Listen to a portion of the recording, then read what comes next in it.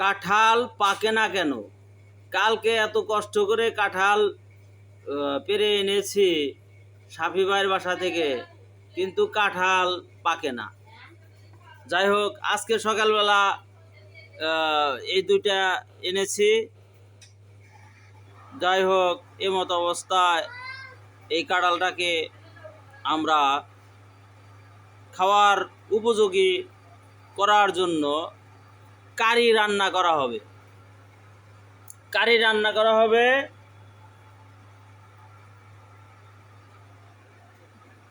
এই কারণে এই যে কাঁঠাল ফানা ফিল্লা করে ফেলেছে। বিচিগুলা সংগ্রহ করে, কাঁঠাল যদি না পাকে তাহলে আপনারা এই কারি রান্না করে খেতে পারবেন, কোনো অসুবিধা নাই। এই যে কাঁঠালের ভুসি, বিচি, এই যে বিচিগুলাও কিন্তু কারির মধ্যে দেওয়া হবে। কাঁঠাল খেতে হবে।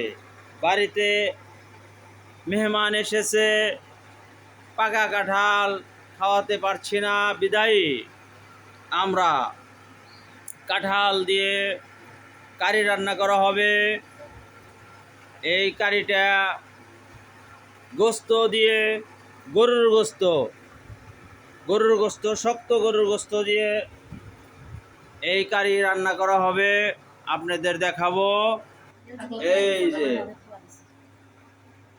এক কাঁঠালে এক কারাই ভর্তি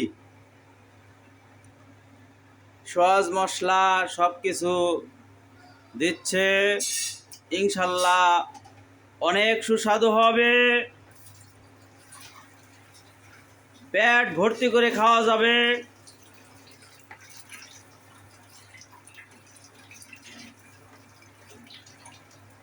তারপরে গরুর গোস্ত কোথায়? এই যে গরুর গোশ, এই যে কাঁঠাল, গরুর গোশ, কাঁঠাল পাশাপাশি।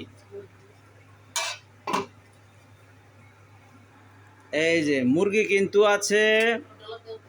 আজকে খানাটা জমিয়ে খাওয়া যাবে। বাড়িতে হাজি সাহেবরা এসেছেন।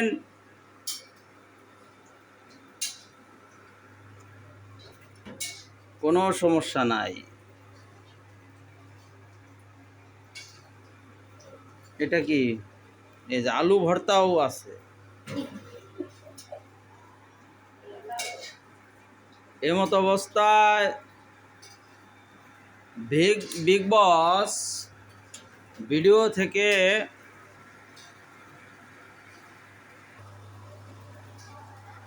আবার আসবো, আপনাদের দেখাবো রান্না কত সুস্বাদু হয়। মেহমানদের জন্য, হাজি সাহেবদের জন্য কাঁঠাল তরকারি। বাবা, তুমি কি পছন্দ করো? তোমার মা গোস্ত রান্না করেছে, তারপরে মুরগি রান্না করেছে, ডিম ভাজি করেছে। তুমি কি খেতে পছন্দ করো বাবা? বলো বলো। মুরগি। আবার ওই যে নতুন একটা সংযোজন করা হয়েছে, কাঁঠাল পাকলো না, এই কারণে কাঁঠালের তরকারি গরুর গোস্ত দিয়ে কিন্তু অনেক টেস্টি হবে। তুমি কি খাবে বাবা? খাবে না কেন? তুমি মুরগি হইলে চলে তোমার? হ্যাঁ, আমার জিন্সের মেয়া এটা।